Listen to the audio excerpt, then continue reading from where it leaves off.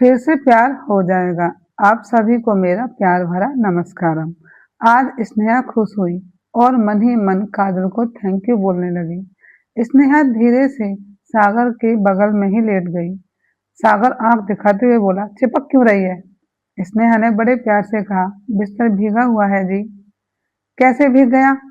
सागर ने गुस्से से बोला। स्नेहा बोली, पानी फैल गया। सागर बिस्तर से उठा और सोफे पर जाकर लेट गया। आज स्नेहा बहुत खुश हुई। जब से शादी हुई है तब से लेकर आज तक पहली बार ऐसा हुआ था कि सागर ने उसके होठों को जोरों से चूमा नहीं, बालों को खींचा नहीं, कहीं चुप्पी नहीं की, किसी भी तरह का आज कोई दर्द नहीं दिया। ये सब सोचते सोचते स्नेहा सो गई। अगले दिन स्नेहा ने फोन करके काजल को सारी बात बताई तो काजल भी खुश हुई। काजल ने कहा, फिर तो तू जीजू से लिपट कर सोई होगी। नहीं, काजल भी सोफे पर सो गए थे। काजल ने कहा, फिर आज सोफे को भी भिगा देना, तू तो आज पक्का पिटवाएगी। कोई बात नहीं, थोड़ा पिट लेना, काजल ने हंसते हुए कहा। अगली रात को भी स्नेहा ने ऐसा ही किया। प्यार से किस किया, बाहों में भर लिया। सागर ने कुछ नहीं कहा, बिस्तर पर जाकर लेट गया। सोचने लगा कि इसे हो क्या गया है। स्नेहा उसके बगल में लेटी तो सागर उठकर सोफे पर गया, लेकिन सोफा भीगा हुआ था। सागर समझ गया कि स्नेहा के दिमाग में क्या चल रहा है। सागर ने स्नेहा से कहा, उठ बिस्तर से, जहाँ सोना है वहां सो, पर मेरे पास सोएगी नहीं। सागर बिस्तर पर सो गया तो स्नेहा जमीन पर।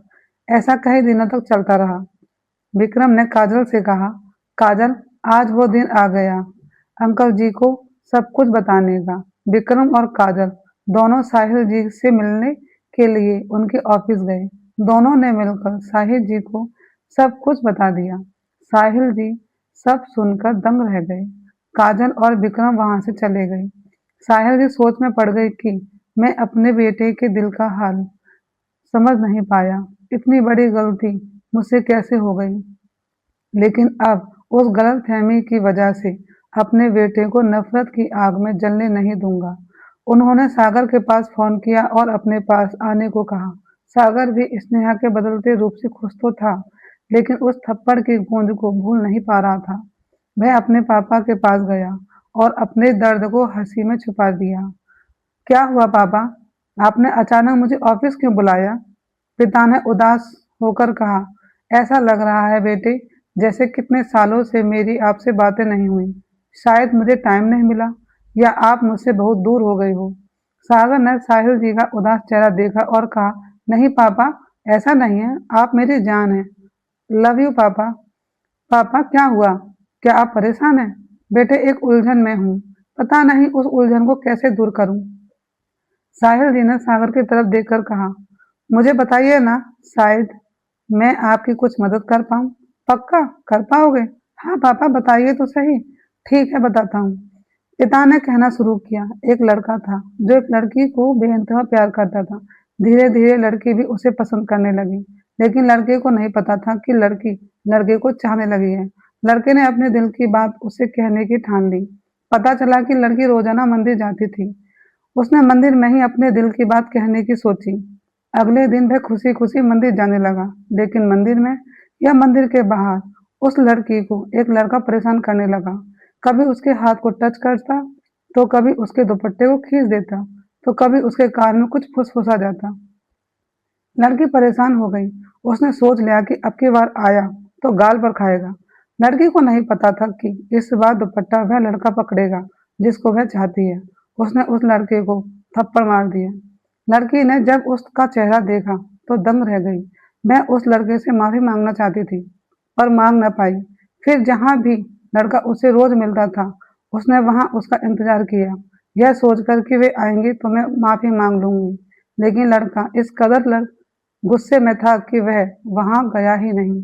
सागर यह सुनकर रोने लगा। रोते हुए कहने लगा, सॉरी पापा, मुझे यह सब पता नहीं था। समझाते हुए पिता ने कहा, बेटे, आपको पता नहीं था, इसमें कोई बड़ी बात नहीं है, लेकिन आपने पता करने की कोशिश नहीं की। यह आपकी बहुत बड़ी गलती है। क्या गलती थी स्नेहा की? आपने उसे इतना टॉर्चर किया। आपने एक थप्पड़ के बदले में उसे कितना सताया, जबकि उसने वह थप्पड़ आपको जानबूझकर नहीं मारा। बेटे, स्नेहा आपसे बहुत प्यार करती है। अगर प्यार न करती तो वह आपकी ज्यादतियों को यूं बर्दाश्त न करती। इतनी बड़ी बात आपने मुझसे बताना जरूरी नहीं समझा। बताइए, अब मैं क्या समझूं? दूर ही तो हो गया हूं मैं आपसे। इतनी बार आपसे पूछा पर आपने बताया नहीं। सागर अपने पापा की बातें सुन पिता के पैरों के पास बैठकर गोद में सर धरकर रोने लगा। सॉरी पापा, गलती हो गई, माफ कर दीजिए।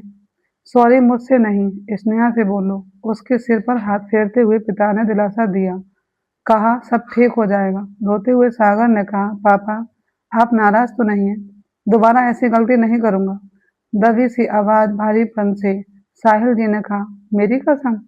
आपकी कसम पापा, बस आप नाराज ना होना। साहिल जी सागर के आंसू पोंछते हुए उसे गले से लगा लेते हैं। घर चलें? जी पापा। रास्ते से ही साहिल जी ने फूल खरीद कर सागर को दिए। ये लो, स्नेहा को दे देना। सागर कहता है, ओके पापा।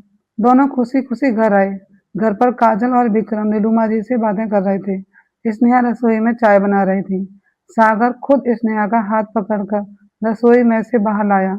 सबके सामने घुटनों के पल बैठकर स्नेहा को फूल देते हुए कहता है, सॉरी स्नेहा, क्या मुझे माफ कर पाओगे? स्नेहा मुस्कुराते हुए फूल ले लेती है और सागर के गले लग जाती है। सागर स्नेहा के माथे पर चूमता है। साहिल विक्रम को थैंक यू कहते हैं। Happy family. तो फ्रेंड, आपको यह कहानी कैसी लगी? कमेंट करके जरूर बताएं। अगर आपको यह कहानी पसंद आई हो तो इसे लाइक करें, दोस्तों के साथ शेयर करें। आगे ऐसी ही कहानियों के लिए हमारे चैनल को सब्सक्राइब करें। बेल आइकन दबाना ना भूलें। फिर मिलते हैं एक नई कहानी के साथ। Thank you.